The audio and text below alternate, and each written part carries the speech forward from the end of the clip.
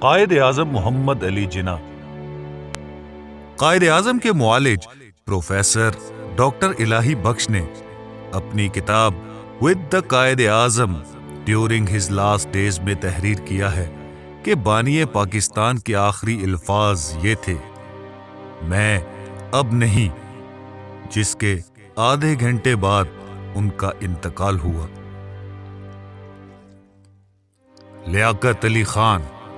پاکستان کے پہلے وزیر اعظم لیاقت علی خان کو 16 اکتوبر 1951 کو راولپنڈی میں ایک جلسہ کے دوران فائرنگ کر کے قتل کیا گیا، اور مختلف رپورٹس کے مطابق ان کے آخری الفاظ اللہ پاکستان کی حفاظت کرے۔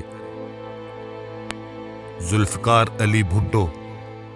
ذوالفقار علی بھٹو سے پھانسی سے قبل وصیت تحریر کرنے کے حوالے سے پوچھا گیا تھا، جس پر انہوں نے مدھم آواز میں جواب دیا: میں نے کوشش تو کی تھی، مگر خیالات بہت زیادہ منتشر تھے، اس لیے ایسا نہیں کر سکا، اور کاغذات کو جلا دیا۔ اس کے بعد وہ پھانسی تک خاموش رہے۔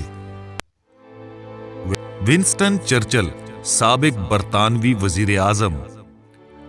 دوسری جنگ عظیم کے دور میں برطانیہ کے وزیر اعظم رہے اور انہیں اپنے ملک میں ہیرو سمجھا جاتا ہے۔ ان کے آخری الفاظ یہ تھے: میں اب ان سب سے بیزار ہو چکا ہوں۔ صدام حسین، سابق عراقی صدر۔ عراق پر 2 دہائیوں سے زیادہ عرصے تک حکمرانی کرنے والے سخت گیر آمر صدام حسین کے آخری الفاظ در حقیقت کلمہ طیبہ تھے، جو پھانسی سے قبل پڑا تھا مگر مکمل نہیں کر سکے: میں گواہی دیتا ہوں اللہ کے سوا کوئی معبود نہیں، اور محمد۔ لیڈی ڈیانا، برطانوی شہزادی آف ویلز۔